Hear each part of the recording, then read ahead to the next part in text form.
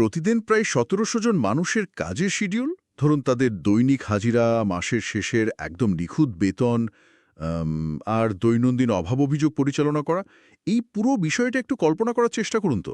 হ্যাঁ, এটা ভাবলেই তো আসলে চোখের সামনে হাজার হাজার মানুষের একটা জটলার ছবি ভেসে ওঠে। একদম। মানে শিফট বদলের সময় মেইন গেটে প্রবল ভিড়, একটা প্রশাসনিক হুড়োহুড়ি, এগুলোই তো স্বাভাবিক, তাই না? সাধারণ কারখানায় তো এমনই হয়। রাইট। কিন্তু এই পুরো প্রক্রিয়াটি যদি এমনভাবে চলে যেন কোনো শব্দ ছাড়াই একটা সুইস ঘড়ি টিকটিক করছে, তখন বিষয়টা ঠিক কেমন দাঁড়ায়? হুম, সেটা তখন আর শুধুমাত্র কোনো রুটিন প্রশাসনিক কাজ থাকে না। মানে সেটা হয়ে দাঁড়ায় এক ধরনের লজিস্টিক্যাল মাস্টারপিস।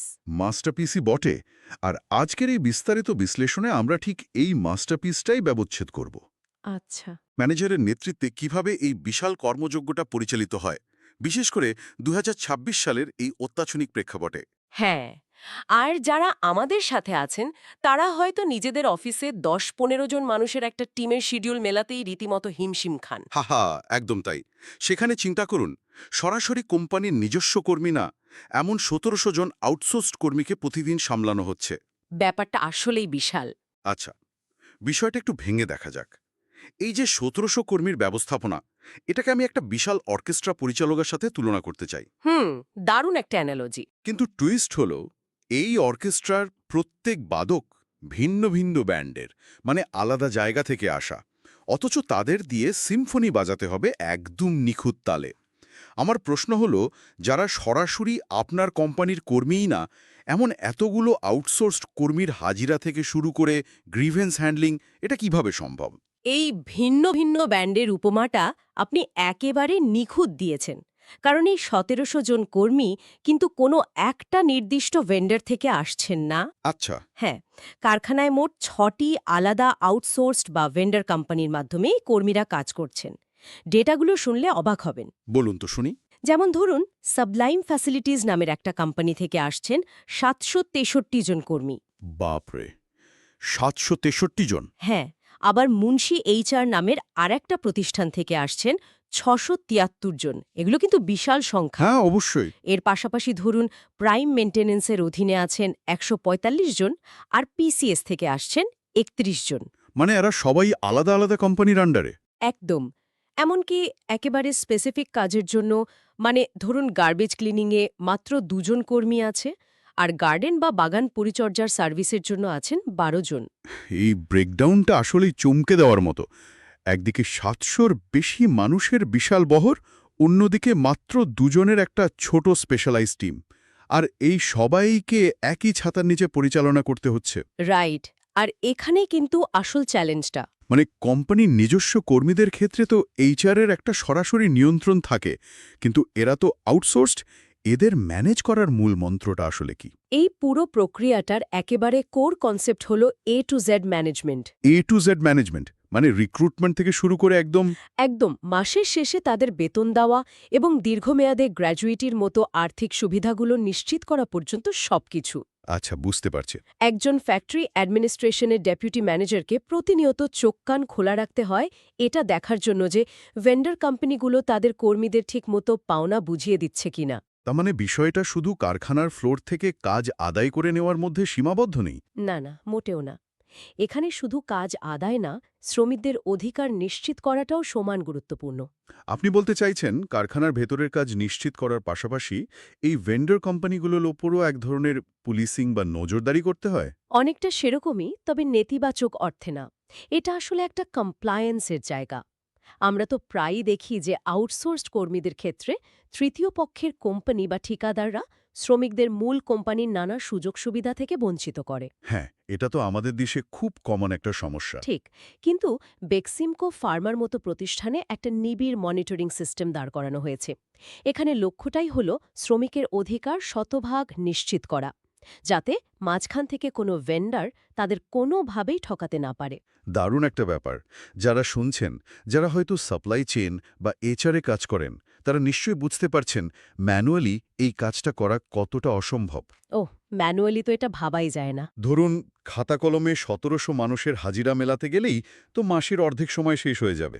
একদম তাই। আর এই বিশালতাকে সামাল দেওয়ার জন্যই কারখানার ভেতরে রীতিমতো একটা নিজস্ব গিগ ইকোনমি তৈরি হয়েছে। কারখানা ৩০টি ডিপার্টমেন্টের ৫৬টি সেকশন থেকে বছর জুড়ে প্রতিনিয়ত ভেন্ডার স্টাফ রিকুইজিশন আসতে থাকে। হ্যাঁ, আজকে হয়তো প্যাকেজিং সেকশনে ৫ জন অতিরিক্ত লোক লাগবে, কাল আবার ওয়্যার হাউসে ২ জন ক্লিনার লাগবে। রাইট। এই যে তাৎক্ষণিক চাহিদাগুলো তৈরি হচ্ছে, সেগুলোকে খুব দ্রুত আর কোনো ভুল ছাড়াই পূরণ করার জন্য প্রযুক্তির ব্যবহার ছাড়া আর কোনো বিকল্প নেই। আর মজার ব্যাপার হলো, লোক নিয়োগের এই প্রক্রিয়াটাও কিন্তু বেশ চমকপ্রদ। শুধু ভেন্ডারকে বললাম আর তারা পরের দিন ৫ জন লোক পাঠিয়ে দিল, বিষয়টা মোটেও এত সাদামাটা না। না, এর একটা বেশ লম্বা সাইকেল আছে। হ্যাঁ, প্রথমে তো চাকুরি প্রার্থীদের ফোনে SMS পাঠানো হয়, এরপর তাদের রীতিমতো লিখিত ও ভাইবা পরীক্ষা দিতে হয়। রাইট। যারা এই ধাপে উত্তীর্ণ হন, তাদের কারখানার নিজস্ব চিকিৎসক দিয়ে সম্পূর্ণ মেডিকেল চেকআপ করানো হয়। এমনকি তাদের বেসিক জিএমপি ট্রেনিংও দেওয়া হয়। এখানে জিএমপি বা গুড ম্যানুফ্যাকচারিং প্র্যাকটিসের বিষয়টা আসলে একটু খোলাসা করা প্রয়োজন। ফার্মাসিউটিক্যাল কারখানা কিন্তু সাধারণ কোনো গার্মেন্টস বা প্লাস্টিক কারখানার মতো না। হ্যাঁ, পরিচ্ছন্নতার মানদণ্ড তো বেশ কড়াকড়ি হওয়ার কথা। একদম। এখানকার স্বাস্থ্যবিধি মারাত্মকভাবে সংবেদনশীল। একজন ক্লিনার হয়তো ফ্লোর পরিষ্কার করছেন, কিন্তু তাকেও জানতে হবে কোন কেমিক্যাল কোথায় ব্যবহার করা যাবে। বা ধরুন, নির্দিষ্ট কোনো জোনে কিভাবে প্রবেশ করতে হবে। রাইট। এই ট্রেনিং ছাড়া কাউকে কারখানার ভেতরে ঢুকতে দেয়াটা রীতিমতো ঝুঁকিপূর্ণ একটা ব্যাপার। আর এই ট্রেনিংয়ের পরেই আসে প্রযুক্তির সেই আসল চমকটা। কর্মীদের টাইম নামের একটা বিশেষ সফটওয়্যারে ফেশিয়াল ইমপ্রেশন বা চেহারা ছাপ নেওয়া হয়। হ্যাঁ, টাইম সফটওয়্যার। তবে এখানে সবচেয়ে বড় গেম চেঞ্জার হল ভেন্ডর স্টাফ ম্যানেজমেন্ট সফটওয়্যার, যাকে সংক্ষেপে VSMS বলা হয়। এক্স্যাক্টলি। VSMS। এই VSMS এর মাধ্যমে ১৬৫০ জন শ্রমিকের ডেইলি পাঞ্চ, কেউ পাঞ্চ করতে ভুলে গেলে সেই মিসড পাঞ্চ কারেকশন এবং পুরো পেরোল বা বেতনের হিসাব ম্যানেজ করা হয়। এখন আমার একটা প্রশ্ন আছে। আমরা জানি সফটওয়্যার কাজের গতি বাড়ায়, কিন্তু এই VSMS কি সত্যিই পুরো প্রক্রিয়ায় জবাবদিহিতা নিশ্চিত করতে পারে, নাকি এটা শুধু হিসাবরক্ষকের একটা ডিজিটাল ভার্সন মাত্র? এখানে সবচেয়ে চমকপ্রদ বিষয় হল, এটা শুধু হিসাব রাখে না, এটা পুরো ইকোসিস্টেমে দুর্নীতির রাস্তাকে আক্ষরিক অর্থে সিলগালা করে দেয়। তাই নাকি? কিভাবে? আমরা যদি পেমেন্ট বা বেতনের সিস্টেমটার দিকে তাকাই, তাহলে বিষয়টা আরও পরিষ্কার হবে।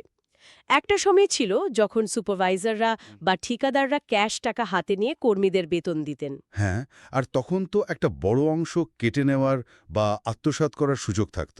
আফতের পাওনা বিলের সমুদয় টাকা সরাসরি তাদের নিজ নিজ বিকাশ বা রকেট অ্যাকাউন্টে চলে যায়।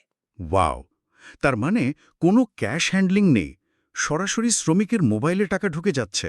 একেবারে। আর ওই যে ফেশিয়াল রেকগনিশনের কথা বললেন, সেটার কারণে কোনো কর্মীর বদলে অন্য কেউ প্রক্সি হাজিরাও দিতে পারছে না। সিস্টেমটা আসলেই নিশ্ছিদ্র।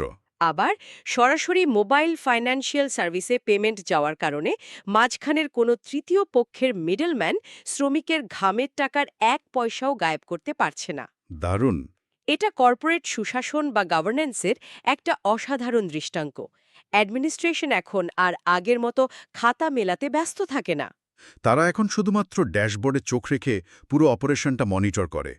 যারা এই মুহূর্তে কোনো অফিসে নিজেদের যাতায়াত ভাত্তা বা এক্সপেন্স বিল পাশ করাতে গিয়ে মাসের পর মাস ঘুরছেন, তারা হয়তো দীর্ঘশ্বাস ফেলবেন। হাহা, সেটা আর বলতে।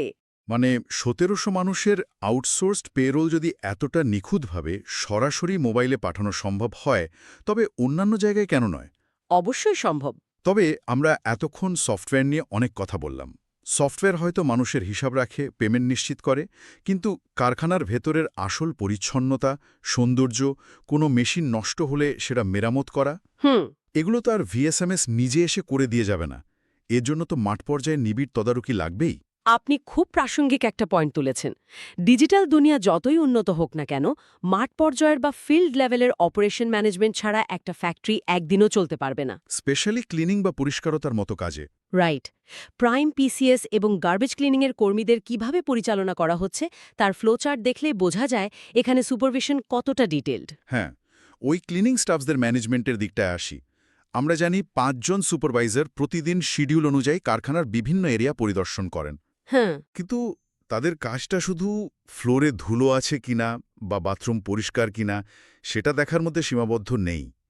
এই সুপারভাইজাররা এবং ক্লিনাররা আসলে কারখানার চোখ ও কান হিসেবে কাজ করেন। হ্যাঁ, এই বিষয়টা আমাকেও খুব আকৃষ্ট করেছে। ধরুন বিশাল একটা কারখানায় একজন ইঞ্জিনিয়ার তো আর সবসময় প্রতিটি মেশিনের পেছনে বা সিঁড়ির নিচের অন্ধকার জায়গায় গিয়ে চেক করবেন না। একদমই না, সেটা সম্ভব না। কিন্তু একজন ক্লিনার প্রতিদিন সেখানে যান। কাজ করার সময়ে তিনি যদি দেখেন কোথাও একটা পানির পাইপ থেকে পানি লিক করছে, বা ধরুন একটা ইলেকট্রিক তার বিপজ্জনকভাবে ছিঁড়ে আছে, রাইট, তখন তিনি শুধু পাশ কাটিয়ে চলে যান না। বরং তিনি সাথে সাথে তার সুপারভাইজারকে জানান আর তাৎক্ষণিকভাবে কারখানার ইআরপি সিস্টেমে একটা রিপেয়ার রিকোয়েস্ট পাঠানো হয়। এক্স্যাক্টলি। ইআরপি সিস্টেমটাকে আপনি কারখানার সেন্ট্রাল নার্ভাস সিস্টেম বা স্নায়ুতন্ত্র ভাবতে পারেন। দারুণ উপমা। ক্লিনার যখন ওই লিক হওয়া পাইপের রিপোর্ট করেন, চোখের পলকে হয়তো অন্য ব্লকে বসা কোনো মেইনটেনেন্স ইঞ্জিনিয়ারের ফোনে একটা নোটিফিকেশন চলে যায়। এটা প্রিভেন্টিভ মেইনটেনেন্সের একটা অসাধারণ উদাহরণ। মানে কোনো বড় দুর্ঘটনা ঘটার আগেই সেটিকে থামিয়ে দেওয়া। একজন সাধারণ ক্লিনার কিভাবে কারখানার সার্বিক নিরাপত্তায় এত বড় ভূমিকা রাখছেন, এটা তার একটা দারুণ প্রমাণ। হ্যাঁ, একেবারে তাই। তবে এই ফিল্ড লেভেল অপারেশনে আমার সবচেয়ে প্রিয় আপগ্রেডের জায়গাটা হলো ট্রলির ব্যবহার।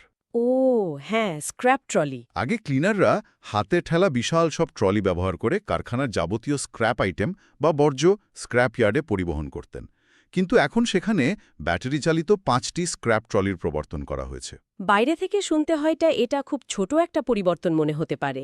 একটা সাধারণ কারখানার লজিস্টিক্সে তো হাজারটা জিনিস থাকে, কিন্তু যারা প্রতিদিন 8 থেকে 9 ঘন্টা টানা কায়িক পরিশ্রম করেন তাদের দিক থেকে চিন্তা করুন। দিয়ে ঠেলে নিয়ে যাওয়াটা কতটা অমানবিক শারীরিক চাপের ব্যাপার হতে পারে সেটা আমরা এসি রুমে বসে হয়তো বুঝতে পারবো না।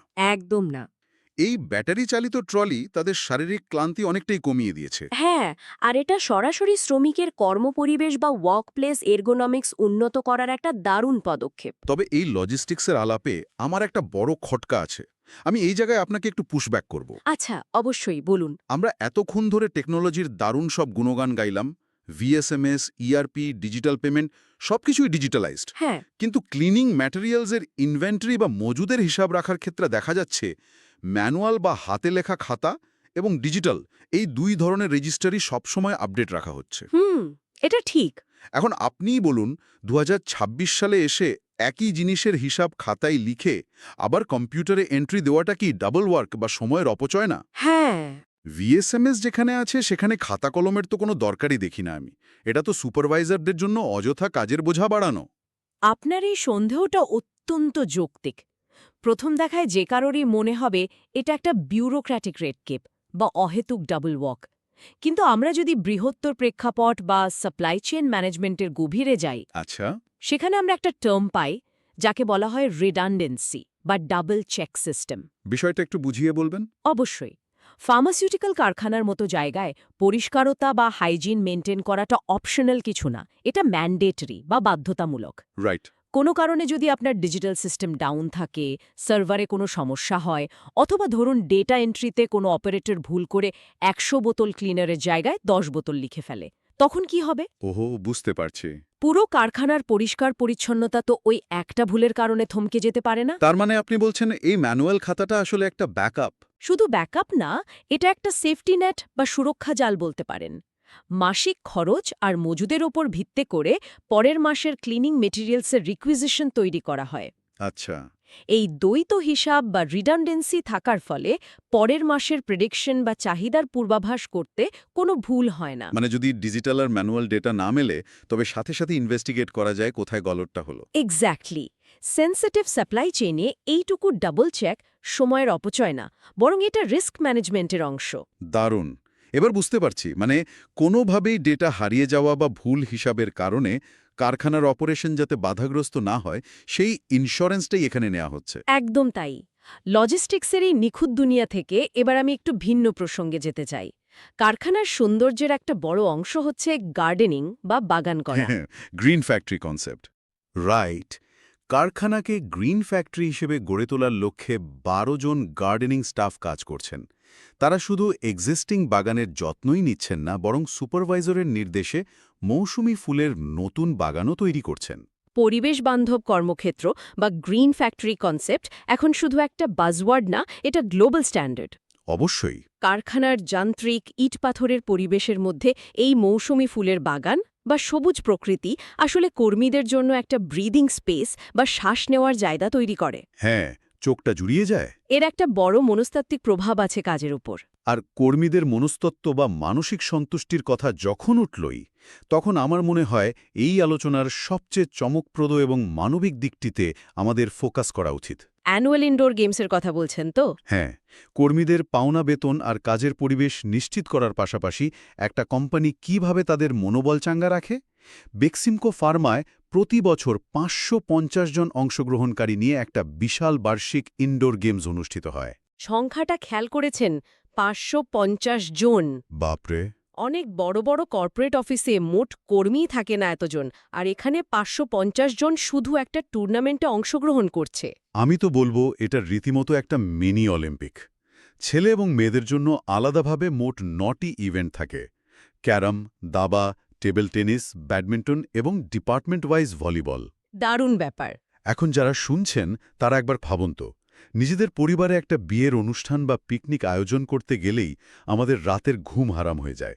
সেখানে সবাই তাদের রেগুলার ডিউটি করার পাশাপাশি কিভাবে এত বড় একটা টুর্নামেন্ট নিখুঁতভাবে অর্গানাইজ করে। কারণ এখানেও তারা সেই ফ্যাক্টরি অ্যাডমিনিস্ট্রেশনের নিখুঁত অপারেশনাল ফ্রেমওয়ার্ক ব্যবহার করে। আচ্ছা, বিনোদন বা খেলাধুলা হলেও এটা কোনো এলোমেলো আয়োজন না, এর একটা অত্যন্ত সুচারু ফ্লো চার্ট রয়েছে। ফ্লোচার্টটা কেমন? প্রথমে ইমেলের মাধ্যমে সমস্ত ডিপার্টমেন্ট থেকে নাম আহ্বান করা হয়। এরপর হেড অফ ফ্যাক্টরি অ্যাডমিনিস্ট্রেশনের নেতৃত্বে একটা কোর মিটিং হয়, যেখানে ইভেন্ট কোঅর্ডিনেটর নির্বাচন করা হয়। আর এখানেই তো শেষ না। আমি দেখলাম আনুষ্ঠানিকভাবে লটারির মাধ্যমে ফিক্সচার বা খেলার সূচি তৈরি হয়। হ্যাঁ, খেলা চলাকালীন প্রতিদিনের রেজাল্ট আপডেট করে সবাইকে মেলে জানানো হয়, যেন পুরো কারখানার সবাই খেলার খবরাখবর রাখতে পারে। আর সবচেয়ে ইন্টারেস্টিং বিষয় হলো, পুরস্কার কেনার জন্য আলাদা একটা ক্রয় কমিটি গঠন করা হয়। সত্যি? হ্যাঁ, খেয়াল করে দেখুন, একটা স্পোর্টস ইভেন্টেও ফাইন্যান্সিয়াল ট্রান্সপারেন্সি বা আর্থিক স্বচ্ছতা বজায় রাখার জন্য কতটা প্রফেশনালিজম দেখানো হচ্ছে। দারুণ। তবে এই আয়োজনের সবচেয়ে শক্তিশালী দিকটি হল এর সমাপ্তি অনুষ্ঠান। অ্যানুয়াল কালচারাল প্রোগ্রামে টপ ম্যানেজমেন্ট উপস্থিত থেকে বিজয়ীদের হাতে পুরস্কার তুলে দেন। এই পয়েন্টটাতে আমি আসতে চাচ্ছিলাম। একটা কারখানায় সাধারণত টপ ম্যানেজমেন্ট এবং সাধারণ ফ্লোর ওয়ার্কারদের মধ্যে একটা অদৃশ্য দেয়াল থাকে। একটা দূরত্ব থাকেই। কিন্তু যখন একজন সাধারণ কর্মী দেখেন যে কোম্পানির শীর্ষ পর্যায়ের একজন কর্মকর্তা তার সাথে বসে ক্যারম খেলছেন বা তার হাতে ব্যাডমিন্টনের চ্যাম্পিয়ন ট্রফি তুলে দিচ্ছেন, তখন ওই অদৃশ্য দেয়ালটা ভেঙে যায়। ঠিক, এটা কর্মীদের মধ্যে প্রবলভাবে একটা সেন্স অফ বিলঙ্গিং বা প্রতিষ্ঠানের প্রতি একাত্মবোধ তৈরি করে। তারা অনুভব করেন যে তারা শুধু এই কারখানার একটা যন্ত্রাংশ না, তারা এই বিশাল পরিবারের একটা অংশ। রাইট। আর এই পুরো কালচারাল সেতুবন্ধনটা তৈরি করা এবং নিখুঁতভাবে পরিচালনার মূল কারিগর হলেন ফ্যাক্টরি অ্যাডমিনিস্ট্রেশনের সেই ডেপুটি ম্যানেজার। আমরা যদি পুরো বিষয়টিকে এখন একটা ক্যানভাসে দেখি, একজন ডেপুটি ম্যানেজারের কাজ আসলেই কতটা বহুমাত্রিক। অনেক দায়িত্ব। তিনি মূলত একটা ছোটখাটো শহরের মেয়রের মতো দায়িত্ব পালন করেন। তাকে একদিকে যেমন ১৭০০ কর্মীর আইনি এবং আর্থিক অধিকার নিশ্চিত করতে হয়, অত্যাধুনিক VSMS সফটওয়্যার পরিচালনা করে হিসাব রাখতে হয়, অন্যদিকে আবার ব্যাটারি চালিত ট্রলির মতো ফিল্ড লেভেল লজিস্টিক্স আপগ্রেডেশন দেখতে হয়। একদম। আবার একই সাথে ৫৫০ জনের বিশাল স্পোর্টস ইভেন্টও সামলাতে হয়। এবং এই সব কিছুই করতে হয় একেবারে নিঃশব্দে, কোনো রকম অপারেশনাল বিঘ্ন না ঘটিয়ে। প্রযুক্তির কঠোর কাঠামোর সাথে মানবিক সহমর্মিতার এক দারুণ মেলবন্ধন আমরা দেখতে পেলাম আজকের এই বিশ্লেষণে। ঠিক তাই। আর এখানেই আমরা আমাদের আলোচনার একেবারে শেষ প্রান্তে চলে এসেছি। শুরুতে আমরা যে প্রশ্নটা তুলেছিলাম, ১৭০০ মানুষের প্রতিদিনের কাজ, হাজিরা এবং অভাব অভিযোগ কোনো বিশৃঙ্খলা ছাড়া কিভাবে সামলানো সম্ভব। আমরা দেখলাম প্রযুক্তি, দূরদর্শিতা আর কর্মীদের প্রতি শ্রদ্ধাবোধ কিভাবে এই অসম্ভবকে সম্ভব করেছে। তবে শেষ করার আগে আমি আপনাদের জন্য সম্পূর্ণ নতুন একটা চিন্তার খোরাক রেখে যেতে চাই। আচ্ছা। আমরা দেখলাম VSMS-এর মতো সেন্ট্রালাইজড সফটওয়্যার ব্যবহার করে ফিজিক্যাল বা মাঠ পর্যায়ের আউটসোর্স কর্মীদের প্রতিটি মুভমেন্ট, হাজিরা এবং পেমেন্ট একেবারে নিখুঁতভাবে ট্র্যাক করা হচ্ছে। তাদের অধিকার নিশ্চিত করার জন্য এই প্রযুক্তি আশীর্বাদ হয়ে এসছে। হ্যাঁ, তা তো বটেই।